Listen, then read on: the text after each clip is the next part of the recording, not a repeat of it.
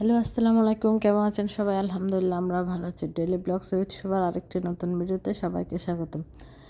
এই যে এগুলো দেখছেন বাংলাদেশ থেকে আব্বু আম্মুর পাঠানো ভালোবাসা বলা যায়, পার্সেল না। তো এই যে পার্সেলগুলো আসছে দুবাইতে, অনেক দিন পরে পেলাম। আর এগুলো দেওয়ার সময় আমাকে বলে নাই, মানে সবসময় এরা পাঠায় সারপ্রাইজ দিয়ে। যাই হোক, এখানে আবুধাবিতে এসে কল করলো, তারপর রিসিভ করলাম। এই যে এসে খুলছিলাম, আমার থেকে আমার ছেলেমেয়েরা খুবই এক্সাইটেড থাকে, দেশ থেকে কে আসলো এভাবে। ওরাও দেখছিল, একটা একটা বেরোচ্ছিলো প্যাকেট। প্রথমে কাঁঠাল বের হয়ে গেলো, দেখি যে কাঁঠাল শক্ত, কোনো ধরনের কিছু প্রবলেম হয় নাই।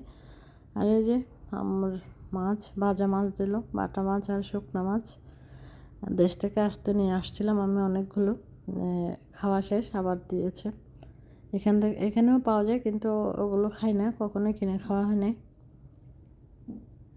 এই যে তাই আবার পাঠিয়েছে, শেষ হয়ে গেছে। আর এটা খুলছিলাম, একটা একটা বেরোচ্ছিল। এরা এদের মতো করে দেয়, আমি বলি না। আর দেখে বোঝা যাচ্ছে কোরবানির পরে যেহেতু আসছে, সেহেতু এগুলো কোরবানির মাংসই হবে। আর আমার ছেলে, আমার হাজব্যান্ড আমার আম্মুর হাতের মাংস খুব পছন্দ করে, তাই সবসময় এদের জন্য রেখে দেয়।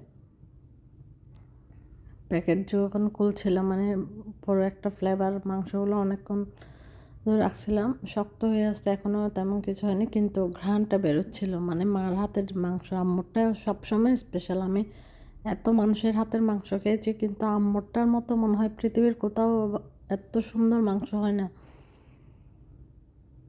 দুই রকম মাংস ছিল, একটা ঝোড়া মাংস আর একটা এমনি ইয়ের মাংস। আমাদের দিকে রান্না করা মাংস ফ্রিজে রাখে, কাঁচা মাংস রাখে না, সব সব একসাথে রান্না করে সবাইকে দেয়। রান্না করে মাংস মানুষকে দিয়ে দেয়, আর বাকি যা থাকে এদের পরের দিন ফ্রিজে রাখে। এই যে আমি সবার আগে বাটা মাছটা রান্না করছিলাম, কারণ মাছ ফ্রিজে থাকলে শক্ত হয়ে যাবে। আম্মা একদমই ভেজে দিয়েছিল সুন্দর। এই যে কোনো কিচ্ছু নষ্ট হয়নি। আমি একটু একটু দেখছিলাম যে ভাঙছে কিনা, ভাঙা থাকলে আগে ওগুলো দিয়ে দিব, তাহলে বাকিগুলো ইয়ে থাকবে। ভাজা মাছ, তাই আমার কোনো কষ্ট হয়নি, আমি জাস্ট একটু বোনা করছিলাম।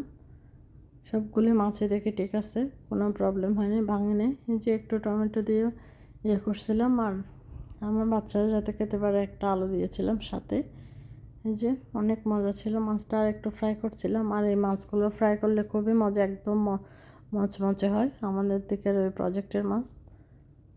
আর এই যে মাংসগুলো করছিলাম, একটা বের করছি, এত ঘ্রাণ বেরোছে পোড়া ঘরে একদম, মানে স্পেশাল। এই তো, আমার ভিডিও ভালো লাগলে অবশ্যই শেয়ার করবেন। ধন্যবাদ।